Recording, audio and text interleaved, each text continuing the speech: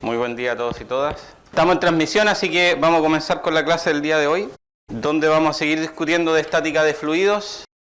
Vamos entonces con la discusión del problema que les había dejado planteado.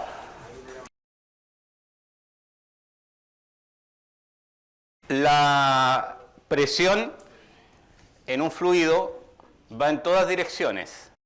Entonces basta con que uno defina una pared, puede ser, o una superficie, que puede ser real o imaginaria, y la dirección de la fuerza es siempre perpendicular a esa superficie. En este caso, vamos a suponer que esto es una represa y que la superficie que estoy considerando es una pared plana de esa represa que contiene agua por un lado y aire por el otro. Entonces la fuerza es perpendicular a esa superficie. ¿Cómo calculo la fuerza? Haciendo la integral de la presión en función de la altura multiplicado por el elemento de área. La presión es conocida para un fluido, entonces basta reemplazar y en este caso simplemente resolver la integral. Vamos a discutir ahora sobre un modelo de atmósfera. Ya habíamos discutido de esto de hecho en el pasado, pero lo voy a retomar o lo voy a rehacer. Vamos a suponer entonces que quiero modelar la atmósfera o una atmósfera. Y entonces vamos a partir de la ecuación fundamental que habíamos deducido en la clase pasada, si no me equivoco, donde el gradiente de presión en función de respecto a la altura es menos la densidad en este caso del aire por la aceleración de gravedad. Esa es nuestra ecuación de partida. Y lo que tengo que hacer es integrar. Ahora, para poder integrar necesito primero saber la dependencia que tenga ρ y g respecto a la variable h, que en este caso representa la altura. ¿Sabemos que la densidad del aire varía con la altura? Sí, lo sabemos. ¿Sabemos que la aceleración de gravedad varía con la altura? Sí, también lo sabemos. Sin embargo, la aceleración de gravedad varía poco con la altura. Por lo tanto, podríamos usar la aproximación de que la aceleración de gravedad es constante y si no conocemos la densidad en función de la altura, esa integral no tiene solución. Entonces también podemos hacer el supuesto, un primer supuesto, como un primer modelo simplificado, que la densidad no depende de la altura. Y en ese caso podemos usar la densidad del aire, la consideramos como un gas ideal, entonces reemplazamos la ecuación de masa por volumen a partir de la ecuación del gas ideal y de ahí simplemente nos damos cuenta de nuevo que tenemos un problema, porque tenemos acá presión por un lado y por otro lado tenemos temperatura. ¿Sí? Y nosotros sabemos que estas dos variables termodinámicas pueden estar vinculadas entre sí. Entonces, de nuevo, para poder simplificar el problema, lo primero que uno puede suponer es que la temperatura es una constante. Por eso que se llama la atmósfera isotérmica.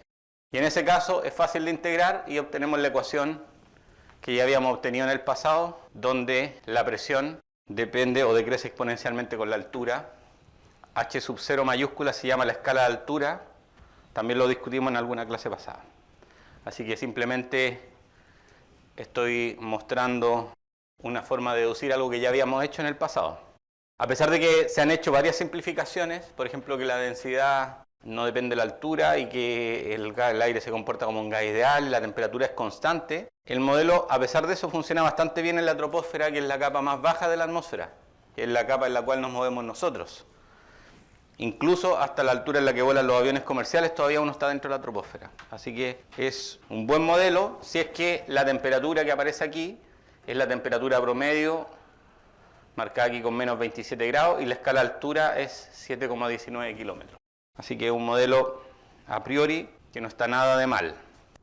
Ahora, los datos experimentales muestran que la atmósfera, por supuesto que no es isoterma. La curva que tenemos acá es temperatura, por un lado, y por otro lado, altura. La temperatura, ojo, que está en grados Celsius.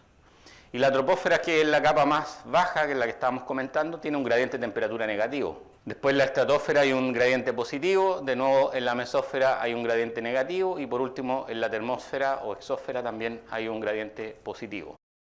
Así que estamos lejos de estar en una capa a temperatura constante. Sin embargo, este modelo simplificado funciona, como les decía, relativamente bien en la troposfera. Bueno, podemos pensar en otro modelo que no asuma que la temperatura es constante, sí. Un modelo simplificado podría ser, por ejemplo, cuando masas de aire se mueven de un lugar a otro y esas masas de aire se mueven tan rápido que no alcanzan a transferir su energía al entorno. Y en ese caso estaríamos hablando de burbujas adiabáticas. Entonces, cuando las masas de aire ascienden o descienden, si lo hacen lo suficientemente rápido, entonces no va a haber intercambio de energía con el entorno. Bueno, el aire es un mal conductor del calor. Entonces, podemos suponer que esos flujos de masas de aire en la atmósfera son adiabáticos. En ese caso, sabemos que se tiene que dar las siguientes expresiones. De ahí uno despeja la temperatura y entonces obtenemos que la temperatura va a ser entonces la razón de la temperatura y la presión inicial, la presión elevada a esta constante K y la presión elevada a K, donde K es la razón del gamma, gamma menos 1 partido por gamma. Entonces gamma es el coeficiente adiabático. Entonces uno vuelve a la ecuación original, reemplaza, y donde aparece la temperatura en la ecuación anterior, que nosotros la habíamos supuesto constante para la integración, ahora reemplazamos esta expresión que viene desde la ecuación adiabática. De ahí uno puede jugar un poco acá con las expresiones, recordando que K vale esa expresión de ahí, y después por integración obtenemos ese resultado. Después ustedes siempre verifiquen todos estos pasos intermedios que yo estoy simplemente mostrando. O sea, de hecho no estoy mostrando los pasos intermedios, sino que estoy diciendo, pero les recomiendo que cada uno de ustedes en su tiempo vaya verificando estas expresiones. El h sub 0 sigue siendo lo mismo que era antes, la escala de altura, y está dado por esta expresión. A partir de eso y a partir de la relación entre presión y temperatura, también podemos escribir una expresión para la temperatura. Entonces tenemos una expresión para la presión en función de la altura y una expresión para la temperatura en función de la altura. ¿Para qué tipo de atmósfera? Una atmósfera adiabática. Condiciones para que la atmósfera sea adiabática: tiene que haber movimiento de masas de aire. Estas masas de aire que se están moviendo tienen que no intercambiar energía, o esa energía que intercambian sea despreciable. En ese caso vamos a estar en el caso adiabático. Ahora, ¿ocurren este tipo de fenómenos en la atmósfera? Sí, sí ocurren. Los vientos son de hecho expresión de movimientos de masas de aire. Y de hecho, si es que han volado alguna vez, yo voy a suponer que varios de ustedes sí lo han hecho, una de las cosas ingratas que uno vive cuando vuela son justamente las turbulencias, y las turbulencias son por movimientos de masas de aire. Bueno, aquí T sub 0 y P sub 0 están obtenidos a nivel del mar. Gamma, coeficiente adiabático 1.4. ¿Para qué caso el coeficiente adiabático vale 1.4? ¿Recuerdan eso? ¿Diatómico o monotómico? Diatómico, ya.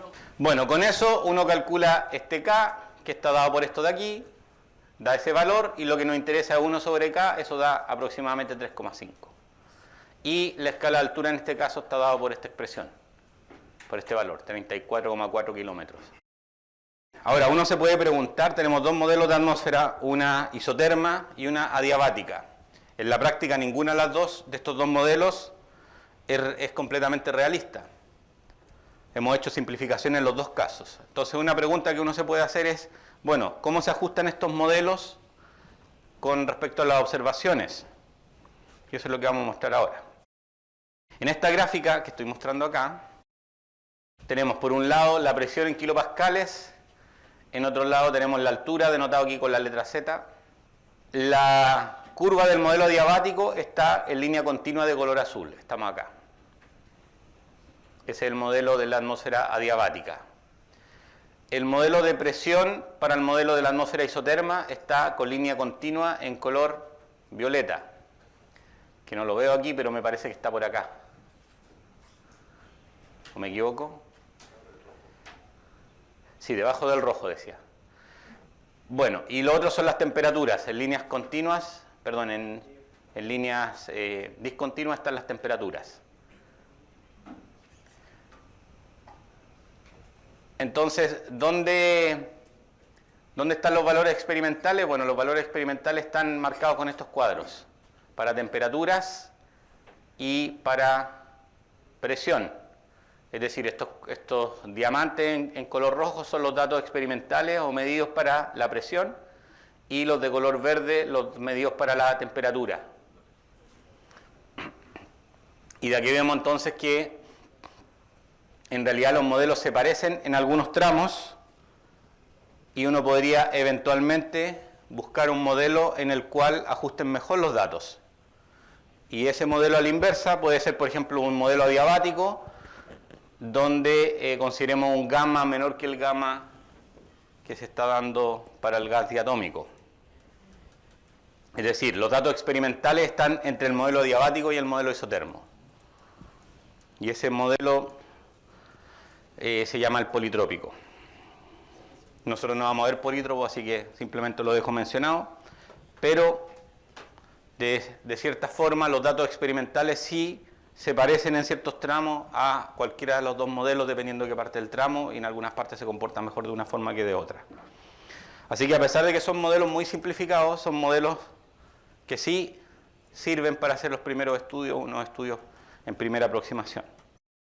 Voy a discutir ahora otra cuestión que se llama la paradoja de la hidrostática. Tenemos ahí 4 columnas con diferentes geometrías. Lo que está en color celeste representa agua. Y entonces la pregunta para ustedes es: ¿la presión que ejerce el líquido sobre la base en estas 4 columnas será igual o diferente? ¿Y por qué? Son iguales porque dependen solo de la altura. Ya, dependen solo de la altura. ¿Quién más? Allá adelante. Yo voy a decir que son distintas porque, no sé, el triángulo tiene como más área que se va achicando, entonces al final como que termina siendo más, concentrándose. Ya, gracias. Entonces tenemos dos posturas o dos opiniones. Una que dice que la presión en la parte inferior va a depender del tamaño del área, porque si hay mayor cantidad de agua hay mayor peso. Me imagino que por ahí va. Y hay otra que dice que no, porque solo depende de la altura. Ya, veamos quiénes dicen, levanten la mano, quiénes están de acuerdo con aquella que es la misma, porque solo depende de la altura, levanten la mano. Tenemos como la mitad de los asistentes, tal vez un poquito más, abajo la mano. Ya, y los que dicen que, o los que piensan que efectivamente va a depender del tamaño de la columna o de la forma del recipiente, levanten la mano. Son pocos. Ya, vamos entonces a hacer esa discusión. Las paradojas en física suelen ocurrir por una incompresión del modelo. En este caso, la paradoja de la hidrostática dice o afirma que la fuerza debida a la presión del líquido sobre la base corresponde al peso del líquido que lo contiene. Eso es lo que dice la paradoja, o lo que se interpreta como la paradoja de la hidrostática.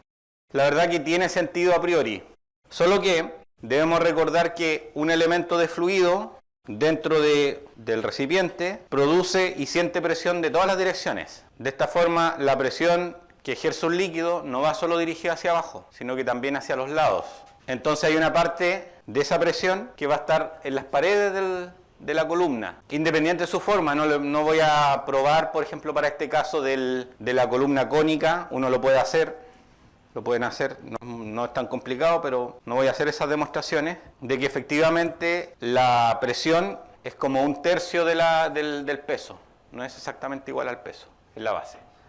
En todo caso, si quieren ver las demostraciones, ahí les dejo un link para que después lo revisen, pero es básicamente eso. La presión solo depende de la altura, por lo tanto, columnas de misma altura, independiente de la forma que tenga la columna, independiente de la geometría de la superficie de la base, solo la presión va a depender de la altura. Y esa presión no es igual a la fuerza, peso por el área de la base. Porque como les decía, la presión también ejerce contra las paredes de la columna. Entonces me voy a saltar la demostración, pero los dejo invitados a que cada uno de ustedes lo verifique. Una idea que está muy relacionada con esto es lo que se conoce como los vasos comunicantes. Los vasos comunicantes son un conjunto de recipientes que están, como su nombre lo dice, comunicados por su parte inferior. Entonces, cuando tenemos un líquido en reposo y que es un mismo líquido, un único líquido, entonces lo que ocurre es que la altura de las columnas son iguales. ¿Por qué? Porque esto está abierto al ambiente, entonces la presión en los dos lados es la misma. Ahora, ocurre que cuando uno pone un segundo líquido que tenga características diferentes, que sea no miscible, entonces lo que va a ocurrir es que ya las alturas no van a ser iguales. Pero para un mismo fluido, un mismo tipo de líquido, las alturas son iguales. Ahora, no es muy difícil, aplicando la ecuación fundamental de la hidrostática, que la discutimos en la clase pasada, llegar a esta expresión. Que la razón entre las alturas, considerando la base como la línea en la cual hago la referencia para medir la altura, entonces esta altura de columna es a esta otra altura de columna como la razón de las densidades. Les invito también de que demuestren ustedes esta expresión, no es muy difícil de hacerlo. Pero lo interesante es que ahora esto me va a servir para medir densidades. Un sistema como este, de un vaso comunicante con dos fluidos diferentes en reposo, por diferencias de altura, midiendo las alturas, voy a poder entonces medir densidades. Por supuesto que tengo que tener una de esas densidades, las debo conocer. Podría ser, por ejemplo, el agua, podría ser el mercurio.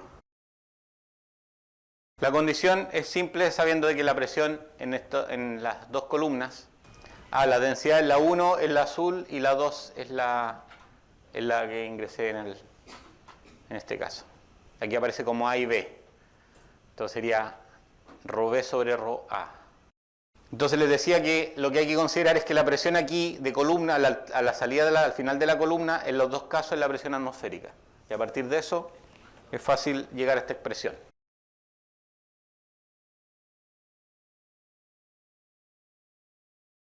Consideremos que tenemos un fluido encerrado y entonces le vamos a aplicar presión a ese fluido que está encerrado. Vamos a suponer que el fluido es poco compresible, porque si no estaríamos hablando de un gas, ¿no? Y lo de los gases ya sabemos que si tenemos un recipiente y comprimimos, el gas se va a comprimir. En este caso lo que va a ocurrir para el fluido poco compresible es que la presión se va a transmitir a todas sus partes, incluyendo las paredes. Entonces pensemos acá que tengo este recipiente, tengo aquí unos tapones y aquí tengo un émbolo al cual le puedo hacer presión. Entonces la presión se va a ejercer ahora en todas partes, pero en particular en estos lugares. La aplicación de esto se llama la prensa hidráulica. Tenemos dos émbolos que están encerrando un fluido en este caso, y entonces sobre uno de ellos ejerce una fuerza, y entonces al empujar hacia abajo en este cilindro, lo que va a ocurrir es que la presión se va a transmitir, y entonces el fluido va a ejercer una fuerza sobre este segundo émbolo y lo va a empujar hacia arriba. Ahora, como estamos suponiendo que el principio de Pascal se cumple, entonces la presión que ejerza la superficie 1 sobre el fluido va a ser igual a la presión que ejerce el fluido sobre la superficie 2, que están denotados aquí como P1 y P2. De esa forma, no es muy difícil concluir aquello, a partir de esa ecuación, que las fuerzas van a depender de la razón de las superficies. Entonces la prensa hidráulica es un amplificador de fuerzas. Dime. ¿Todas o la mayoría de máquinas hidráulicas usan esa función? No sé si la mayoría de las máquinas hidráulicas, porque la verdad que no tengo en mi mente cuáles son la diversidad de máquinas hidráulicas.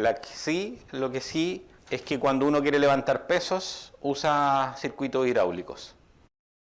Por ejemplo, uno puede tener carros para levantar cosas o para trasladar pesos dentro de una cierta estructura. El sistema de frenos, por ejemplo, actuales, los modernos, usan un fluido, por lo tanto usan el principio de Pascal. Vamos ahora a hablar del principio de Arquímedes.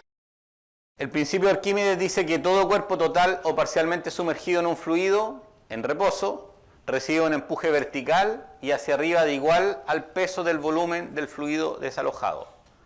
Esto parece más pomposo de lo que realmente es. Un dibujo puede ayudar a simplificar la idea. Pensemos en un recipiente en el cual existe un cierto fluido, un recipiente cilíndrico, y en este fluido deposito algún objeto de forma irregular. Entonces va a ocurrir que el nivel del líquido va a cambiar y el volumen que incrementó en altura dentro de este cilindro del líquido se llama volumen desalojado. Entonces el líquido desalojado sería esa diferencia de altura entre el antes y el después. La altura del líquido cambió producto de que ahora deposité un objeto dentro. Hemos discutido en clases anteriores y en cursos de física anteriores a esto, objetos que tienen volúmenes regulares. Y todos me imagino que sabemos calcular volúmenes de revolución y ese tipo de cosas, o cómo calcular volúmenes para ciertos objetos regulares. Pero ¿cómo medimos el volumen cuando el objeto es irregular? Bueno, esta es una forma de hacerlo. Por supuesto que tengo que elegir un contenedor que tenga una geometría simple para calcular ese volumen. Por eso que usé, en este caso, una probeta cilíndrica. Teniendo en consideración aquello, entonces me voy a concentrar en lo que se llama el empuje. El empuje es una fuerza que va dirigida, en este caso, hacia arriba, y la magnitud de esa fuerza corresponde al peso del líquido desalojado. Ahora, ¿cuál sería el origen de esta fuerza de empuje? Bueno, el hecho de que un objeto extenso está sometido a diferentes presiones, producto de que sus partes están a diferente altura. Entonces tenemos por una parte un volumen imaginario de un cierto líquido.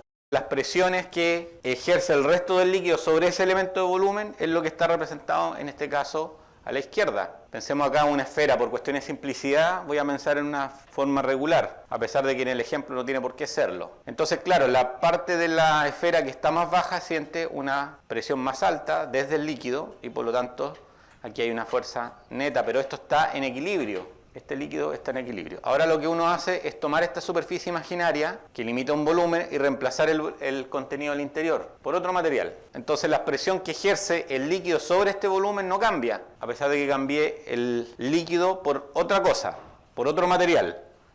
La presión que ejerce el volumen, el líquido sobre ese volumen es la misma, pero al cambiar de material el peso de ese elemento de volumen es diferente.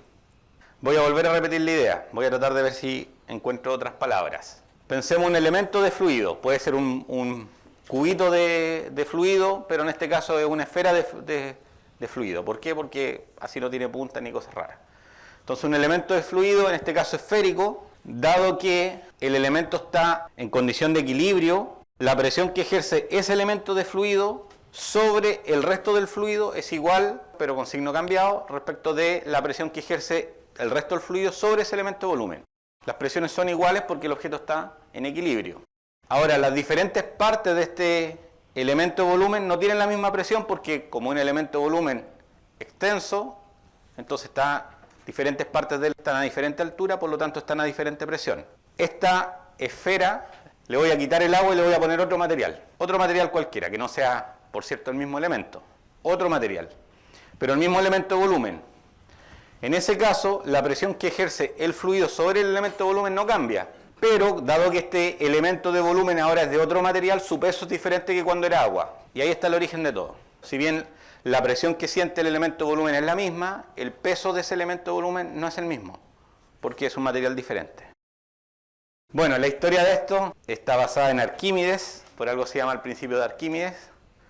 Arquímedes posiblemente fue uno de los matemáticos más importantes de la antigüedad, vivió por el siglo III a.C. en Sicilia. Sicilia era una colonia griega, todo el sur de Italia era una colonia griega y la República Romana estaba en plena expansión, y entonces Arquímedes vivía en la época en la cual todavía una parte de Italia, en este caso Sicilia, que es una isla al sur de Italia, no era parte del Imperio Romano. Bueno, no era imperio, de la República Romana. Entonces, Arquímedes vivió en esa época y es famoso por varias cosas. Una de las cosas que se ha descubierto en las últimas 2 décadas es, por ejemplo, que Arquímedes había logrado llegar al cálculo infinitesimal. No en el lenguaje moderno, ni equivalente al de Newton ni al de Leibniz, pero sí había logrado llegar a esa idea. Pero sus trabajos se perdieron. Y cuenta el mito, porque ya esto pasa a ser parte del mito, hay 2 mitos importantes respecto de Arquímedes. Uno de ellos tiene que ver con el principio de Arquímedes, que es el que voy a contar ahora, y el otro tiene que ver con el hecho de que se dice que mientras Arquímedes estaba vivo, los romanos no podían llegar a la costa porque Arquímedes inventaba máquinas que impedían que los romanos pudieran acercarse lo suficientemente a la costa de Sicilia para desembarcar. Todo esto son mitos, alguna parte será verdadera y otra parte no. En este caso, la del principio de Arquímedes está relacionado con lo siguiente. El rey Herón III de Sicilia, él vivía en una ciudad que se llama Siracusa. Entonces el rey Herón había mandado hacer una corona de oro y tenía serias dudas de que efectivamente el lingote de oro que había entregado para que le hicieran la corona había sido ocupado completamente en hacer esa corona, porque se podía reemplazar el oro por plata y luego darle un baño de oro y hacer pasar la plata por oro, quedándose con su respectiva parte el orfebre. La desconfianza era lo suficiente para romper la corona y verificar si efectivamente era de oro. La historia dice que no, que Herón, sabiendo que Arquímedes era una persona muy inteligente, entonces le encargó a Arquímedes que resolviera el problema. Y entonces Arquímedes, después de mucho pensar, dice la historia que un día que se estaba bañando, se le viene la idea a la cabeza, que es la idea de sumergir la corona en un líquido. Entonces, bueno, la historia dice que ahí salió corriendo sin ropa por las calles, gritando la palabra eureka, que significa lo tengo. Bueno, aquí tenemos, este es un experimento, les voy a dejar el link de ese experimento ahí en la misma diapositiva. Entonces tenemos 2 recipientes cilíndricos, una balanza en la cual está el lingote de oro y la corona. Este es un experimento real, por cierto, que intenta replicar aquello. O sea, son imágenes de un experimento real, que después, como les decía, les voy a dejar el link. Entonces aquí está claro que la masa es la misma, porque si no, la balanza no estaría equilibrada. Pero lo que queremos saber es si este objeto realmente es de oro. Entonces, la idea de Arquímedes fue sumergirlo. Y entonces al sumergirlo, a pesar de que las masas son iguales, el lingote se va más abajo que la corona. Y no fue necesario romper la corona. No es nada romperla y descubrir que lo habían engañado. El problema es romperla y si no lo hubieran engañado, porque hubiese tenido que volver a mandar a hacer la corona y en la otra vez sí que lo podrían haber estafado. O sea, uno siempre puede, en la siguiente vez que la manda a hacer, ahí sí que se lo pueden joder. Ahora, ¿cómo funciona esto con ecuaciones? Vamos a verlo ahora. Habíamos dicho que el empuje estaba relacionado entonces con una fuerza que va hacia arriba. Por lo tanto, un objeto que se sumerge en el agua tiene un peso, el equivalente, digamos que le vamos a llamar peso aparente a la fuerza neta que va dirigida hacia abajo. Entonces el peso aparente es menor que el peso del objeto, porque está la fuerza empuje. El peso aparente va a ser la fuerza peso del objeto que está relacionado con su masa y la aceleración de gravedad, más la fuerza empuje, como una ecuación vectorial está con un signo más, pero ya habíamos dicho que esa fuerza va dirigida hacia arriba. En este caso el empuje va a ser la masa del volumen desplazado del líquido por la aceleración de gravedad. ¿Por qué? Porque eso sería peso. Y la masa no es nada más que la densidad del fluido multiplicado por el volumen desplazado y nuevamente por la aceleración de gravedad para que sea el empuje. De ahí uno reemplaza en la ecuación de acá arriba, considerando ahora el signo como una ecuación escalar, considerando el signo, y entonces uno obtiene que el peso aparente depende de la diferencia de densidades multiplicado por el volumen desplazado y por la aceleración de gravedad. De ahí entonces uno va a decir que si la densidad de esos dos objetos son iguales, el cuerpo va a estar en equilibrio, es decir, no sube ni baja, eso significa que está en equilibrio. Ahora, si la densidad del objeto es mayor que la densidad del fluido, el objeto se hunde. Y por el contrario, si la densidad del objeto es menor que la densidad del fluido, el cuerpo emerge. Ahora, obviamente antes que Arquímedes a la naturaleza se le había ocurrido esto, que es la forma que usan los peces para poder ascender o hundirse en el océano. Se llaman vejigas natatorias, si no me equivoco. Entonces tienen que llenar con aire y es muy similar, no igual, al mecanismo que usan los submarinos. Ahora, está claro que los submarinos no se hunden naturalmente. Para hundirse tienen que bombear agua de mar dentro del volumen del submarino. Y eso lo que hace es cambiar la densidad porque reemplazan aire por agua. Y eso es suficiente para estar en este límite. Para estar siempre cercano a este límite, entonces dependiendo de en cuál condición vamos a estar, el submarino o se hunde o vuelve a flotar. Aquí está en equilibrio o vuelve a flotar. Esto no es realista la representación esta, pero es la idea. Otra de las aplicaciones de esto es un instrumento que se llama el densímetro. El densímetro se ocupa típicamente, ya las baterías ahora vienen casi todas selladas, pero las baterías antiguas traían unas tapas en las cuales uno veía el electrolito dentro e incluso uno podía rellenar ese electrolito. Ahora las baterías me parece que casi todas vienen cerradas, por lo menos las baterías de este tipo, que eran baterías electroquímicas. Y entonces, ¿qué es lo que hace esto? Uno aprieta aquí una pequeña bola que bota aire y entonces entra ahora fluido, en este caso de lo que uno quiere medir en la batería. ¿Por qué? Porque la densidad del electrolito cambia cuando la batería está cargada que cuando se va descargando. Y entonces tiene aquí un sistema de indicación y dependiendo de la flotabilidad de esto, cuánto se hunde en este flotador que tiene dentro, cuánto se hunde en el fluido, uno puede medir la densidad directamente. Dime, ¿cómo bombea el aire? Se inyecta aire a presión en esos lugares para que expulse el agua. O sea, para poder sacar el agua de estos estanques, el agua tiene que ser empujada hacia afuera. Y eso se hace con aire a presión. Los estanques de agua no son exactamente así, están normalmente por la parte exterior. Pero era la idea. Otro concepto, otra idea. Esto es como una ráfaga de ideas, estamos pasando de una cosa a otra. Voy a hablar ahora de tensión superficial. Por alguna razón, algunos insectos pueden caminar en el agua. De hecho, la imagen que está ahí es justamente eso, un insecto parado sobre el agua. Entonces la pregunta es ¿por qué las patas no se le hunden y no se va a fondo? La superficie de un líquido, en este caso el agua, se comporta como si fuera una membrana. Para los efectos prácticos se comporta exactamente igual como si fuera una superficie de una membrana. Entonces vamos a definir la tensión superficial. Ojo con esta letra que usé, que es gamma, que no es la misma gamma del coeficiente adiabático, es la tensión superficial, y es fuerza por unidad de longitud. ¿La longitud de qué? Del perímetro del objeto que estoy considerando. Fuerza por unidad de longitud, por lo tanto se va a dar en newton por metro. Esa longitud es la longitud del perímetro del contacto sobre la superficie del agua. Ahora, ¿cuál sería la causa o la razón de esa tensión superficial? Tiene que ver con las fuerzas intermoleculares. En el caso del agua, el agua genera puentes de hidrógeno con las moléculas de agua vecinas y entonces una molécula de agua que no está en la superficie siente fuerza igual en todas direcciones, pero las moléculas que están justo sobre la superficie sienten fuerza hacia los lados y hacia abajo, pero no hacia arriba. Entonces ese sería el origen de la tensión superficial. Ahora, lo interesante es que, por ejemplo, cuando una llave está goteando, seguro que han visto una llave goteando. Cuando una llave gotea, se llena exactamente igual como si la gota se llena exactamente igual como si uno estuviera llenando un globo de agua. Y llega un momento en que el peso es lo suficientemente grande como para romper la tensión superficial y la gota se desprende. Bueno, es la razón por la que se pueden formar estas pompas de jabón. Seguro que han visto las pompas de jabón alguna vez. Las pompas de jabón también están ahí por tensión superficial. Voy a ir ahora a otra idea que está relacionada con la tensión superficial, que es la capilaridad. Bueno, cuando un recipiente contiene un líquido y uno pone un tubo abierto por ambos lados, el líquido sube por el tubo. A ese efecto se le llama capilaridad. Ahora, ¿cuál es el origen de eso? Tiene que ver con la interacción entre las paredes del tubo y el líquido, porque hay fuerzas moleculares, de las cuales no hemos discutido abiertamente en esta asignatura, pero hay fuerzas moleculares entre las moléculas del líquido y hay fuerzas moleculares también entre el líquido y las paredes del líquido, que es un sólido.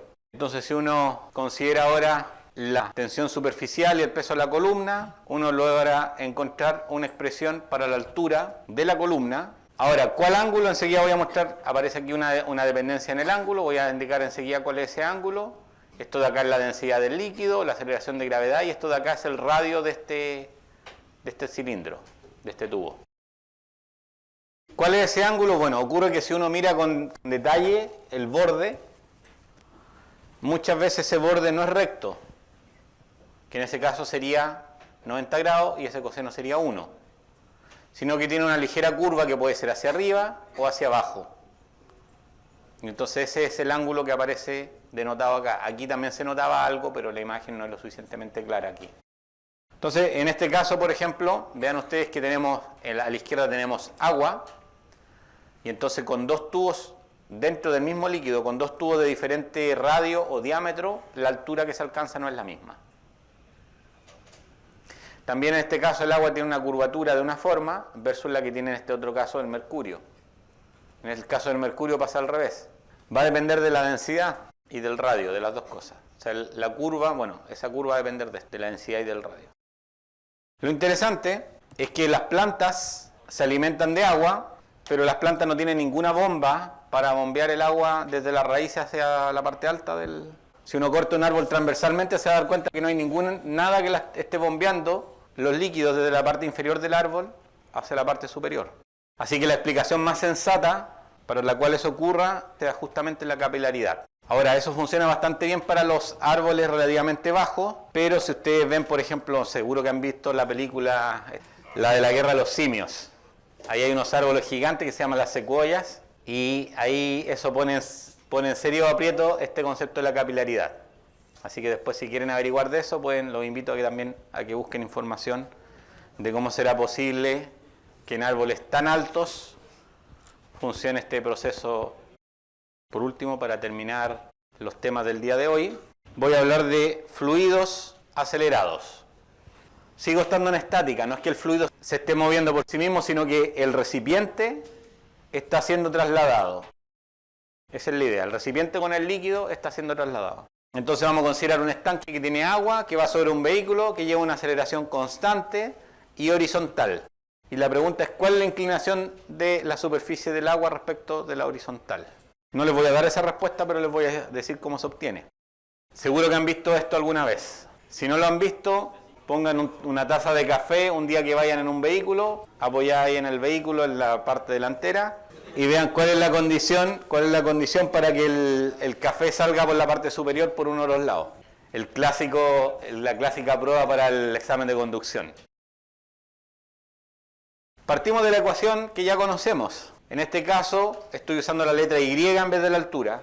El gradiente de presión vertical está dado por esta expresión que ya, esta ecuación la obtuvimos en la clase pasada, no la voy a deducir cada vez. Pero es bueno que ustedes sí la deduzcan para que vayan viendo cómo se obtiene. Pero se obtiene de aplicar la segunda ley de Newton, al eje vertical.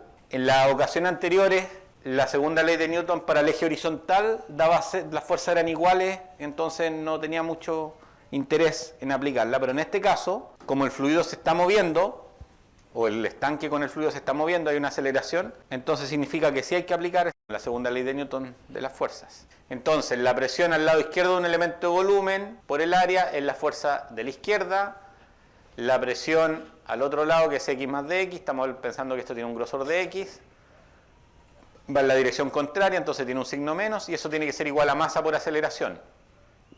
Y aquí la masa es ρ por volumen y A por dx es el volumen. O sea que me ahorré todos esos pasos intermedios, simplemente estoy diciendo ahí masa por aceleración. A, la letra A minúscula representa aceleración, la letra A mayúscula representa el área de la sección del cubo. Son la misma letra, pero son conceptos diferentes. Bueno, de ahí uno llega fácilmente a esa expresión. El gradiente de presión, ahora en el eje horizontal, es menos ρ por la aceleración. Matemáticamente eso se escribe así, con la letra delta invertida, que se llama nabla, ese símbolo. La delta invertida se llama nabla, y nabla P representa el gradiente de presión. Y es una estructura vectorial. Entonces, ¿qué está hecho aquí? Están juntados este con este, pero se han puesto los vectores unitarios porque tenemos que esto va en direcciones perpendiculares. Esto es vertical y esto es horizontal. Y esto se llama el gradiente de presión. Está denotado aquí ese vector. El nabla P, el gradiente de presión está denotado aquí. Este sería el gradiente de presión vertical y este de acá sería el gradiente de presión horizontal. La suma de estos dos vectores da este vector diagonal para el líquido que se está desplazando hacia la derecha con una aceleración A. Matemáticamente también uno sabe estas cosas. Si es que no lo saben aún, ya tendrán sus cursos de matemáticas para que lo comprendan bien. Es que ese vector es perpendicular a una superficie de presión constante y la dirección de esto es hacia donde varía más bruscamente la presión. O sea, la presión varía más bruscamente en esta dirección. Y entonces la perpendicular de esto es una superficie de presión constante. Con eso ya se puede calcular el ángulo de aquí, ¿no? Teniendo estos dos se calcula el ángulo, es facilito. Para terminar les voy a dejar planteada la siguiente situación. Tengo un recipiente con fluido, pensemos un cilindro y lo hago rotar con rapidez angular constante y uniforme. Omega, rapidez angular uniforme, está anotado aquí con la letra omega. Y para resolver esto hay que hacer el mismo análisis de que la suma de las fuerzas tiene que ser masa por aceleración para un cierto cubito de agua, un elemento fluido. Ahora, lo que hay que tener en consideración en este caso es que la aceleración es centrípeta y por lo tanto no es la misma dependiendo de qué tan lejos o cerca esté respecto del eje de giro. Ese problema les queda planteado a ustedes. Con eso concluimos el día de hoy. Que les vaya bien, nos vemos en la próxima clase.